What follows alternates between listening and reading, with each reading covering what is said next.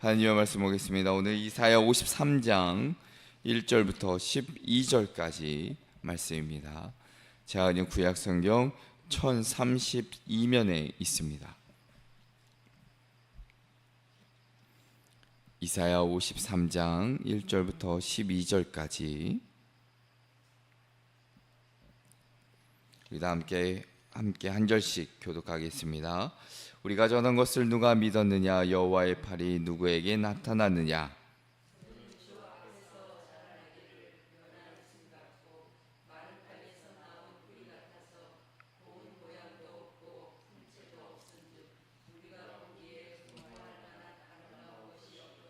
그는 멸시를 받아 사람들에게 버림받았으며 강고를 많이 겪었으며 실고를 아는 자라. 마치 사람들이 그에게서 얼굴을 가리는 것 같이 멸시를 당하였고 우리도 그를 귀히 여기지 아니하였도다.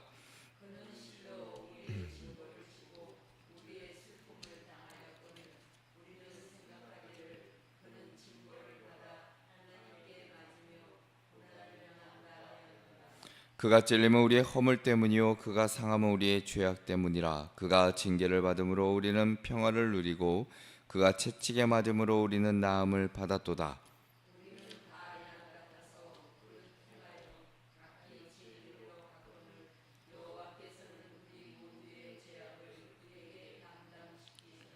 그가 곤욕을 당하여 괴로울 때에도 그의 입을 열지 아니하였으며 마치 도수장으로 끌려가는 어린 양과 털 깎는 자 앞에서 잠잠한 양같이 그의 입을 열지 아니하였도다.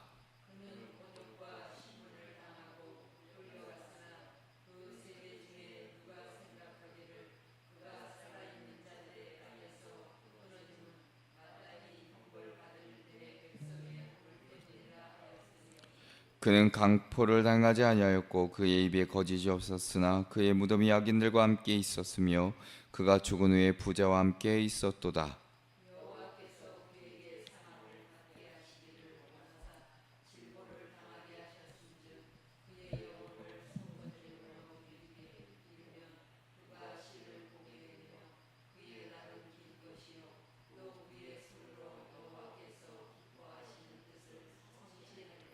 그가 자기 영혼에 수고한 것을 보고 만족하게 여길 것이라. 나의 의로운 종이 자기 지식으로 많은 사람을 의롭게 하며 또 그들의 죄악을 친히 담당하리로다. 그러므로 내가 그에게 존귀한 자와 함께 몫을 받게 하며 강한 자와 함께 탈취한 것을 나누게 하리니 이는 그가 자기 영혼을 버려 사망에 이르게 하며 범죄자 중 하나로 헤아림을 받았음이니라. 그러나 그가 많은 사람의 죄를 담당하며 범죄자를 위하여 기도하였느니라. 아멘. 할렐루야.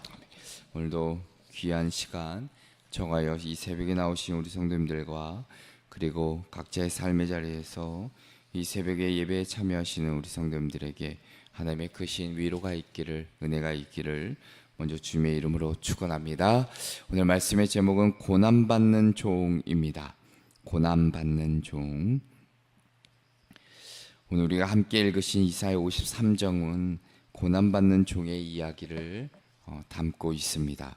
우리가 어제 살펴보았듯이 이사야 52장 13절부터 15절에서 이미 종에 대해 설명하기를, 기록하기를 지극히 존귀하게 될 것이나 그의 모습이 사람들보다 상하였음을 예언하였습니다. 그리고 53장에 이르러서는 그 구체적인 내용, 곧 종의 고난과 죽음을 통해 어떻게 하나님의 구원이 성취되는지를 오늘 우리에게 들려주고 계십니다. 종의 모습은 우리가 상상하는 영적인 구원자와는 거리가 멉니다.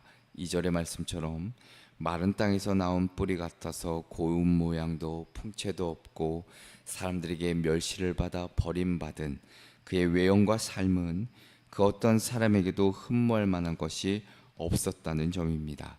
당시 유대인들은 메시아가 다윗 왕과 같은 영광스러운 모습으로 정치적 압제에서 구원해 줄 것을 기대했습니다. 그러나 이사야는 그들의 기대를 완전히 뒤집고 오히려 고난과 멸시를 받는 종의 모습을 통해 진정한 구원자가 누구인지를 보여주고 계십니다. 우리가 오늘 읽으신 이사야 53장은 성경 전체에서 가장 복음의 핵심을 명확하게 드러내는 말씀 가운데 하나이기도 합니다.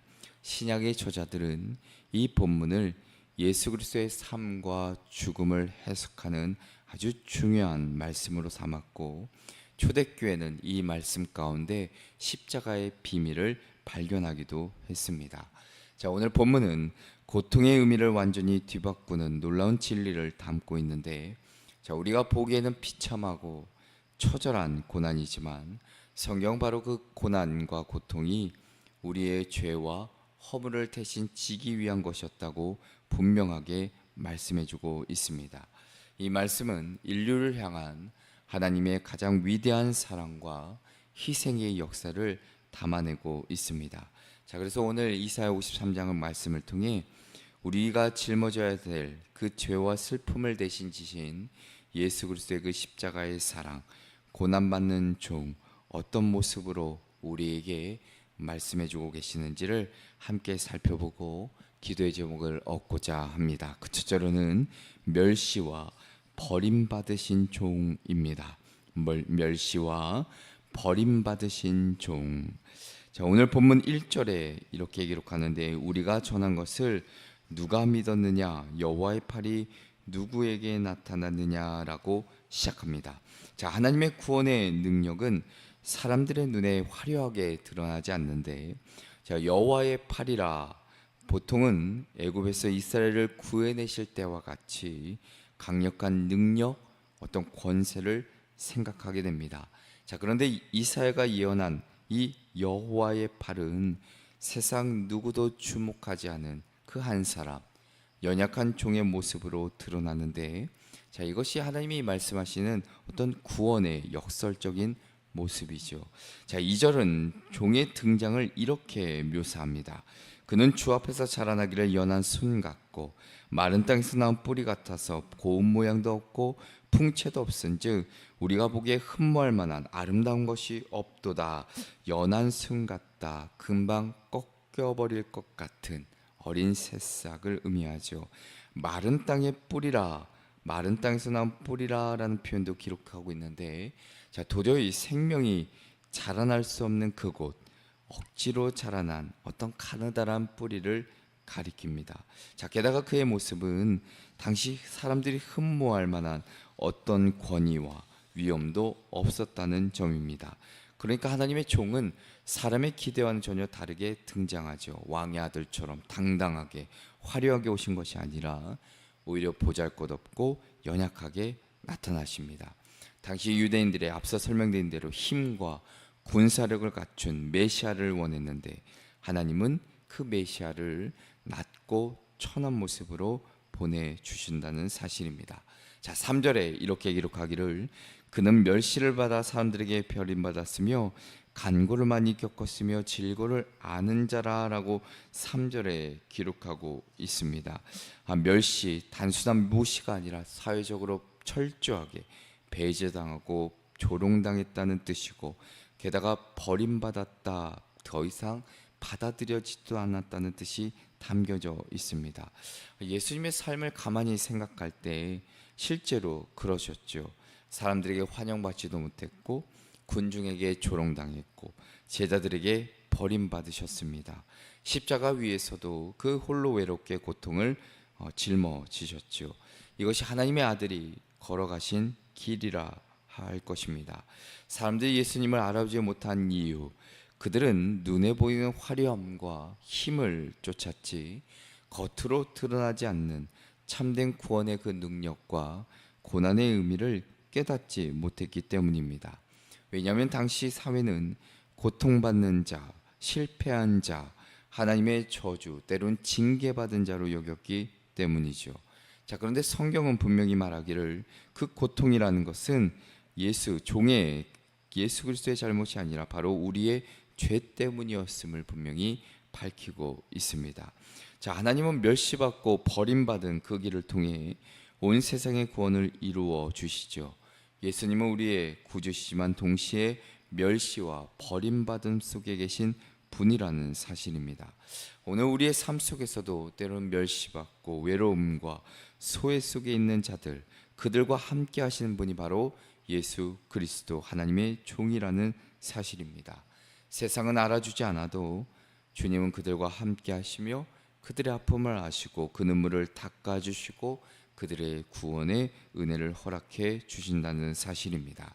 진정한 구원은 바로 우리의 죄를 짊어지시기 위해 스스로 낮아지시고 고난받으신 예수 그리스도 그 종의 모습 가운데 있습니다.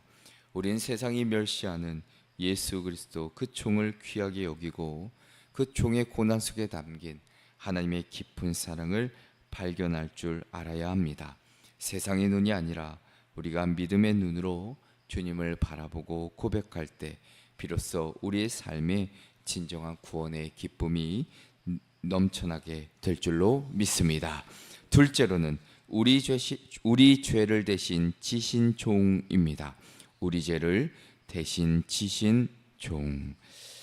자, 오늘 4절의 말씀에 이렇게 증언하는데 그는 실로 우리의 질고래를 지고 우리의 슬픔을 당하였거늘 우리는 생각하기를 그는 징벌을 받아 하나님께 맞으며 고난을 당한다 하였노라 라고 기록합니다. 흔히 질고라는 것은 육체적 질병으로 말미암은 고통, 그 너머에 인간이 겪는 모든 연약함과 고통을 담아내고 있습니다. 자, 슬픔 역시도 마찬가지죠. 마음 깊은 곳에 아픔과 고난을 가리키죠. 하나님의 종은 바로 우리의 고통을 대신 지신 분이신데 그러나 사람들은 오히려 그를 오해합니다. 오늘 말씀을 보니까 그는 징벌을 받아 4절에 징벌을 받아 하나님께 맞으며 고난을 당한다 하였노라 라고 조롱하고 있죠. 마치 십자가에 달리신 예수님을 바라보던 군중이 자신이 하나님의 아들이라면 왜 저렇게 죽임을 당하느냐라고 조롱한 것과 같습니다. 인간의 눈에는 저주와 심판처럼 보였으나 사실은 우리의 죄악을 대신 짊어진 대속의 고난이었죠. 자, 5절은 더욱 더 명확하게 말씀하시는데 그가 찔림은 우리의 허물 때문이요 그가 상함은 우리의 죄악 때문이라. 그가 징계를 받음으로 우리는 평화를 누리고 그가 채찍에 맞음으로 우리는 나음을 받았도다 기록합니다.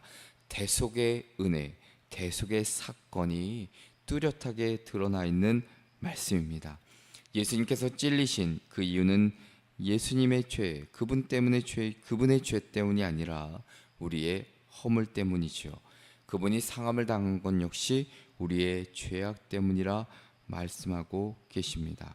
자, 우리는 알면서도 하나님께 불순종하는 존재이고 우리는 또한 본질적으로 죄된 존재임을 바로 이 허물과 죄악이라는 단어를 통해 우리의 상태를 우리에게 들려주고 계십니다. 그 모든 허물과 죄악의 형벌이 예수님께 전가되었지요.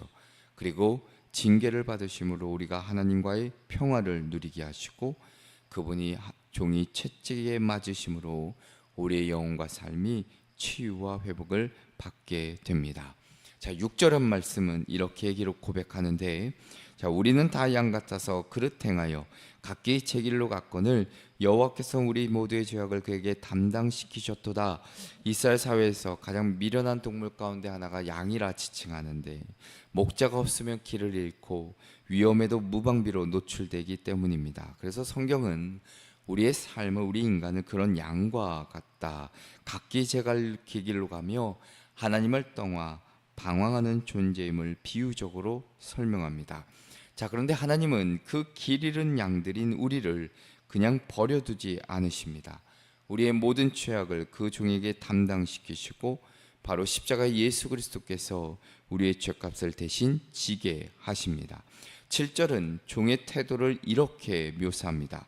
그가 곤욕을 당하여 괴로울 때에도 그의 입을 열지 아니하였으며 마치 도수장을 끌려가는 어린 양과 털 깎는 자 앞에서 잠잠한 양같이 그의 입을 열지 아니하였도다 기록합니다. 이 말씀은 우리가 신약 성경에 보면 사도행전 8장 32절 이하에 예수 그리스도의 십자가 사건을 설명할 때 인용되는 말씀이기도 합니다. 빌립과 에디오피아 그 내시의 대화를 통해 우리가 알 수 있는데 자, 예수님은 재판장에서 부당하게 고소를 당하시고 채찍에 맞으시며 십자가에서 못 박히실 때에도 그 끝까지 침묵으로 순종하시죠. 단순한 무기력이 아니라 하나님의 뜻에 철저히 순종하는 의지적인 침묵이라 할 것입니다. 자, 9절에 또한 이렇게 기록하는데 그는 강포를 행하지 아니하였고 그의 입에 거짓이 없었으나 그의 무덤이 악인들과 함께 있었으며 그가 죽은 후에 부자와 함께 있었도다 기록합니다. 자, 예수님은 오늘 이 말씀처럼 어떠한 강포도 행하지 않으셨고 거짓도 없으시고 그럼에도 불구하고 죄인의 자리에 서셨다는 사실입니다. 자, 십자가라는 거 우리가 너무나도 잘 알지만 강도와 반역자 같은 악인들을 위해 준비된 형벌이죠. 참 참혹한 형벌인데, 자, 그런데 죄 없으신 예수님이 그 자리에 대신 서신 것입니다. 그리고 실제로 오늘 이 말씀처럼 그가 죽은 후에 부자와 함께 있었도다, 이 말씀, 실제로 그 무덤은 아리마대 요셉의 무덤, 곧 부자의 무덤에 놓였다는 것을 마태복음 27장 57절 이하에 기록하고 있습니다. 그러니까 이사야의 예언이 신약에 들어 정확하게 성취된 것을 우리는 알 수 있지요. 오늘 본문 말씀을 통해 우리가 누리는 평화와 우리가 누리는 이 생명이라는 것은 예수님의 상함과 찔리심이 있었고 예수님의 그 채찍과 징계의 결과이기도 합니다. 우리가 받아야 될 고통을 예수님이 대신 지셨다는 것입니다. 오늘 우리가 신앙생활하며 때로는 값싼 은혜처럼 그 십자가의 사건을 생각할 때가 많습니다. 그러나 주님의 십자가는 값싼 은혜가 결코 아니고 우리의 죄, 우리의 허물의 무게만큼 깊고 무겁게 지불된 하나님의 은혜이자 사랑이라는 것을 잊지 말아야 합니다. 그러므로 오늘 우리는 그 십자가 앞에 더욱 감사해야 합니다. 그 은혜의 빚진 자로 우리의 삶을 주님께 드리며 십자가의 은혜를 붙들 때 그 진정한 자유와 평화가 주어진다는 사실을 잊지 마시고 그 십자가의 은혜가 오늘 우리의 삶 가운데 충만히 임하기를 주님의 이름으로 축원합니다. 끝으로는 하나님의 뜻을 이룬 종입니다. 하나님의 뜻을 이룬 종.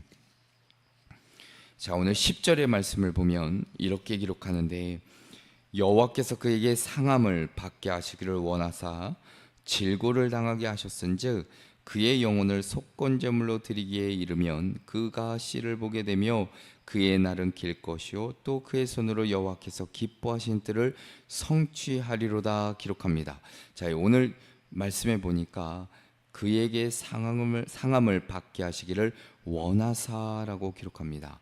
하나님의 기뻐하시는 뜻, 곧 구원 계획 안에서의 의도가 이 안에 담겨져 있지요. 하나님은 자신의 종이, 자신의 아들이 고난당하는 것을 즐기시는 것이 아니라, 원하신 것이 아니라 그 고난을 통해 인류 구원의 역사를 성취하시려는 그 뜻을 두셨던 것입니다.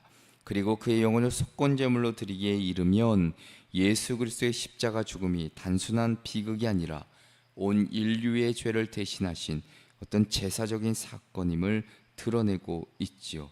속건제물, 구약에서 죄와 허물을 속하는 제사인데 예수님이 자신의 생명을 드리심으로 우리 모두의 죄가 속죄되었다는 놀라운 복음을 선포하고 있는 것입니다.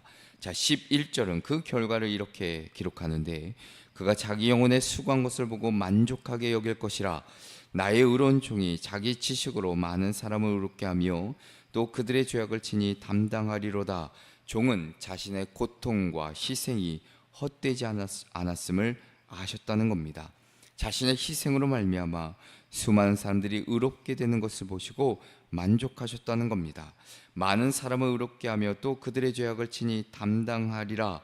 예수님의 십자가가 개인의 희생을 넘어 인류 전체를 위한 대속의 사건임을 강조하고 있습니다.